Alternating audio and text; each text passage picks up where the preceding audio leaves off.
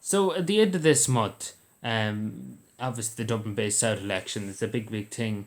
Even though it's only for one seat to Dáil, because obviously the former House Minister Owen Murphy was signed to go to a European job, so that obviously has to be his seat has to be replaced, etc. etc. etc. So there's a good few candidates. So obviously by now you have to have your applications and things like that. But the good thing to see here, a lot of independents, which is something that's good to see because usually in elections you don't see that many independents. Because I do admire people who's independent putting themselves out. It's hard because they don't have the big funding. Fianna Fáil, Fianna Gael, Sinn Féin especially have the money to do a campaign and to run a campaign. So we obviously have Labour's Evan Backlund. Again, I might say some of the names wrong, so my apologies. Obviously, she was a senator for a long time.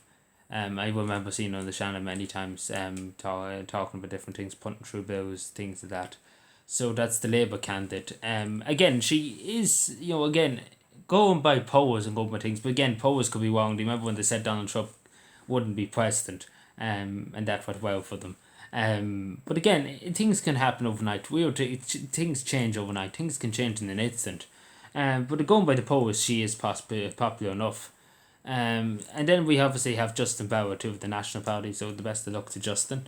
Um, then we have Sinn Féin's Lena Boylan.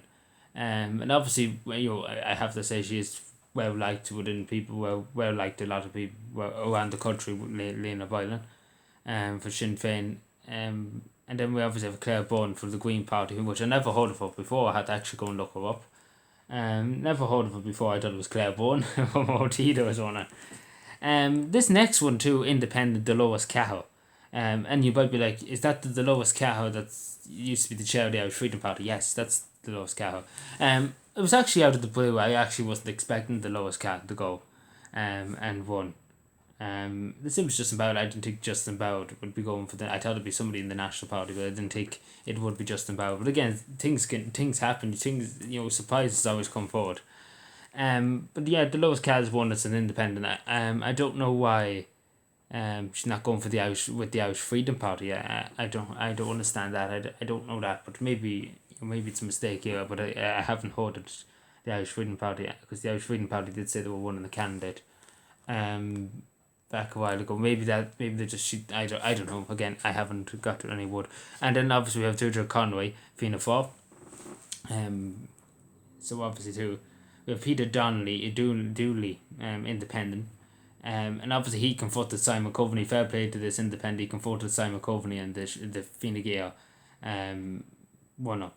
And basically they just ran away. Just ran away. As Fine Gael usually do. They just run away. But yeah, fair play to him. I give him that. And again, then we have the Social Democrat Sarah Duncahan, which I never heard of. I'll be totally honest. I never heard of her before. And we have an independent, Martin Frankie. Never heard of this person. Again, independence, it could be the first time winning.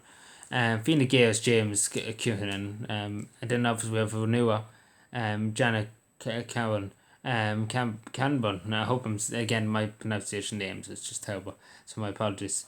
Renua, independent John Kelly, Cormac O'Keefe, and then we have people before Prophet Breach Parsley, and Nua, Maria Tobin. Again, just to say where the end there, Maria Tobin, there's not really much because I didn't really know many of the other ones. Actually interesting. I was actually going to do an only video on it, but I'll just talk about it here now when I'm here. So obviously Anua, wasn't really given, I suppose, the platform to like go to Fianna Fáil, Fine Gael, Sinn Féin, the big parties, and obviously they're not pleased with it, which is totally what every party should get their equal say in publicity, and either it's on radio, television, or whatever. And they're obviously taking it to the High Court, which fair play to them. But I say they will win because it's not fair. It's not fair. It's there's good people in there, and hopefully, they do come through in that. But there's a few days left, so as we go into the third now of July, so a few more days.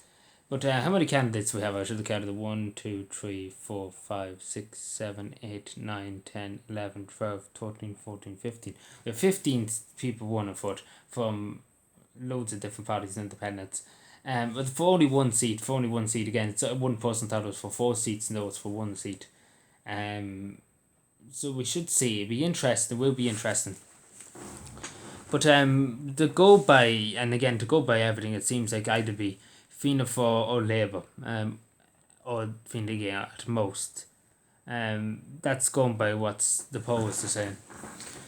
Because as one YouTuber did say, I can't remember who said it, but the Dublin based South would be a posh area. It would really be a posh area. There wouldn't be that much. It wouldn't be like the Dublin inner city, Maryland McDonald's district, for example. In the middle of the city, crime and obviously drugs is a big issue in there. Homelessness in the inner city, the Dublin inner city area. And that obviously would be a very big issue, and obviously that would be probably the thing, the whole lot of the campaign.